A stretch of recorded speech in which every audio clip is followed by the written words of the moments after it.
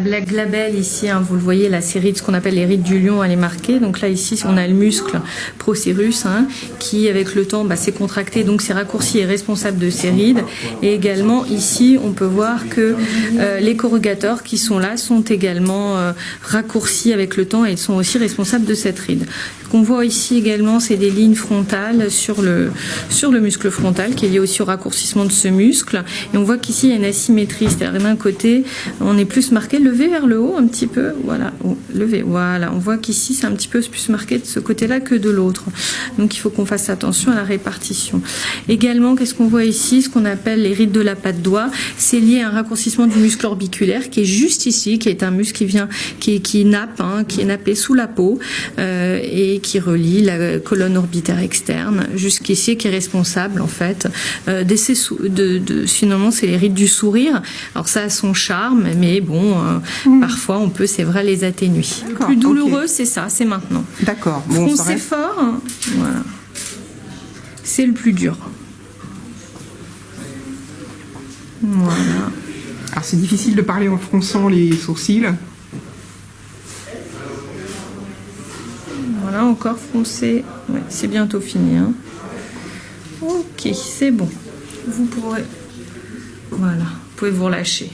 Voilà, donc maintenant, voilà, là c'était le plus difficile, c'était le plus douloureux. Est-ce que ça s'est bien passé? Ça s'est très bien passé. On sent une petite piqûre, mais franchement, pas pire que quand on va faire une prise de sang, en fait, honnêtement.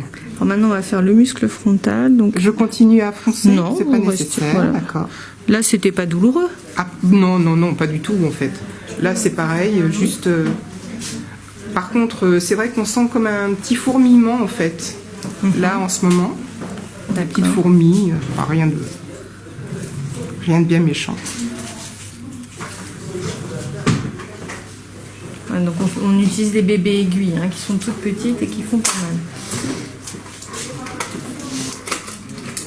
Ah, c'est absolument totalement... Des bébés aiguilles. Oui, des bébés aiguilles. J'aime bien le terme de bébé aiguille. Ben oui. Alors, vous avez pas mal de veines, alors il faut qu'on fasse attention. Ah, alors donc, injecter la toxine botulique dans les veines, ce serait aller directement vers le cœur et ce serait problématique, c'est ça? Ah non, pas du tout, c'est pour éviter que vous ayez une échymose. Ah ok, bon, c'est tout. Pas grave. Non, il n'y a pas de risque particulier.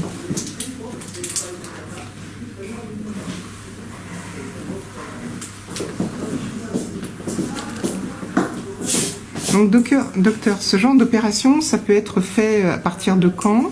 Tous les combien?